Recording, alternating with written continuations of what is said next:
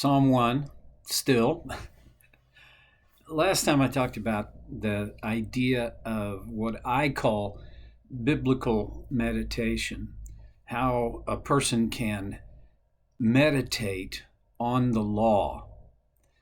And I don't know whether it made sense to you or not, but to me, it's about the only thing that gives me any kind of hope that I would ever be able to meditate. Um, let's let's chase a little bunny trail here. Uh, the idea of the law of the Lord, God's law. We, I think I would say most church going people would say, well, that's the Ten Commandments, and it did begin there.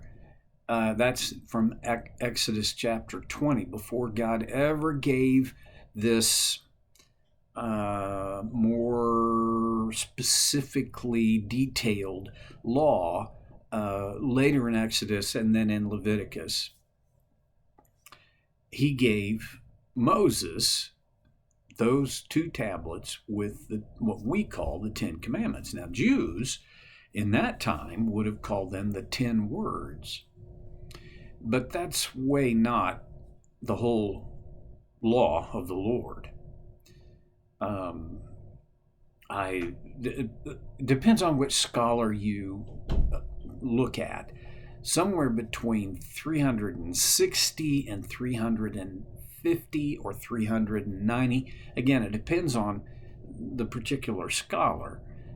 That's a lot of laws. That's a lot of specific applications or rulings for the law. When Jesus was asked, I think it was a sincere question from a sincere seeker who came to Jesus and said, what is the greatest commandment? You remember, Jesus replied, love the Lord your God with all your heart, with all your soul, with all your mind, and with all your strength. And the second is like it. Love your neighbor as yourself. This was, for us, a huge explanation of, so when we talk about God's law, what are we talking about? Well, Jesus made it pretty clear. Love the Lord your God with all of who you are, your heart, your soul, your mind, your strength. Now, did you notice that Jesus didn't say the greatest command, the first and greatest, is obey God's law? Obey God. No. He called out a verse from Deuteronomy chapter 6. Love the Lord your God.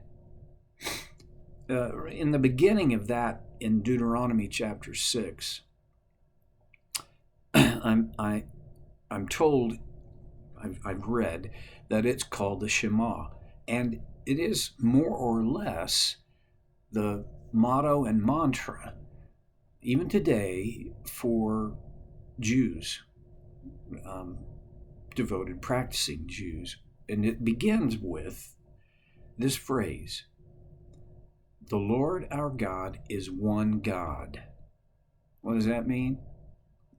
Put it in its proper context. In early history, people believed there were many gods, and one of the things that separated the Jews from all the other cultures was this idea that there was only one God. And then it goes on. Hear, O Israel, the Lord our God is one God. Love the Lord your God Hmm. Well, I think this is important. And I think a key is that there's got to be a motive that will promote all that it takes to obey God.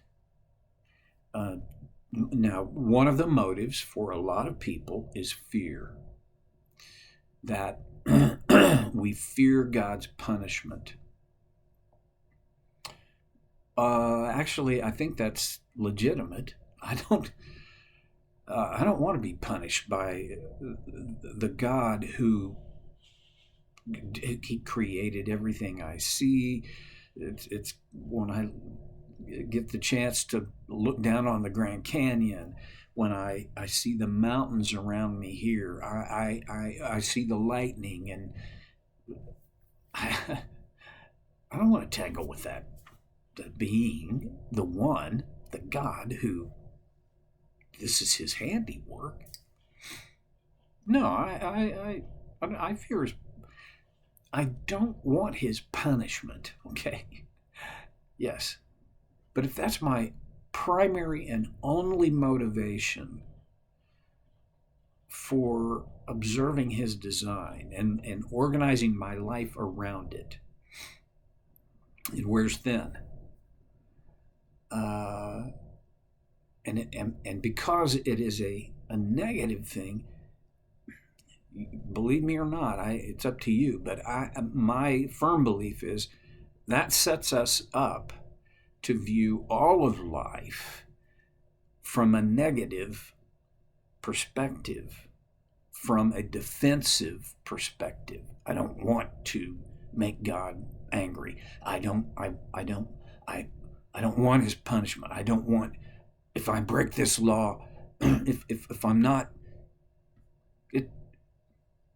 then our relationship with God becomes founded, rooted in anxiety and fear.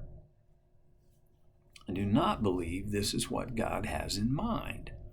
Now, there are a lot of people that say, well, you seem to have two gods, an Old Testament God and a New Testament God. In the Old Testament, He's a God of justice and punishment. And in the New Testament, He's a God of love and grace. We don't have two gods. We certainly do have two aspects of the one God, that what we call the Old Testament describes Him as a God who punishes evil.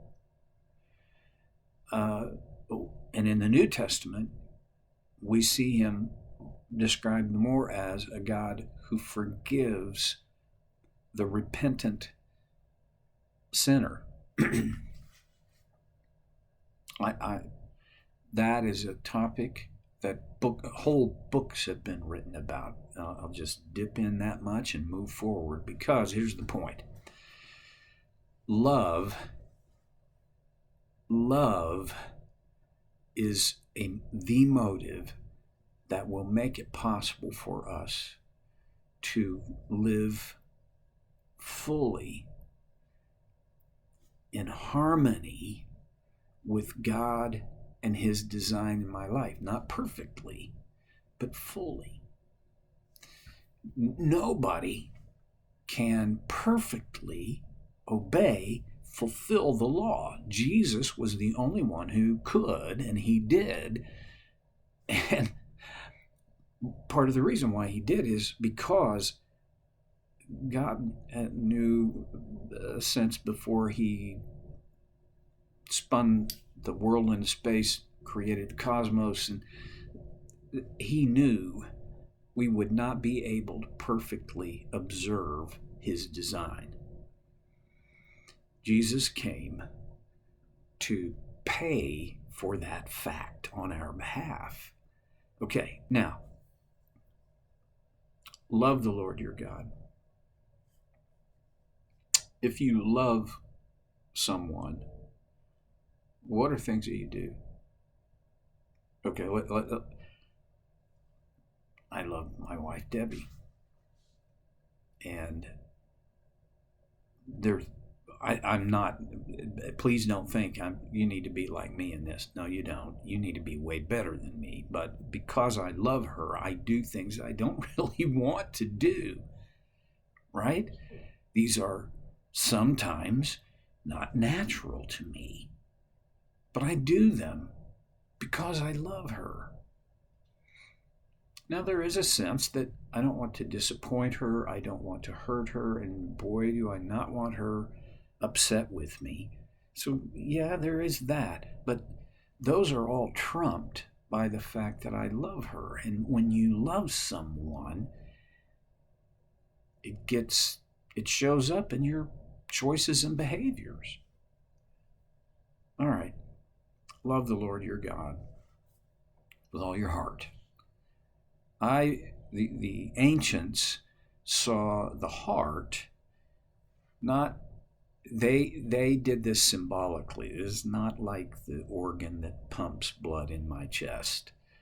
It was the symbolic center and seat of will, choice, emotion.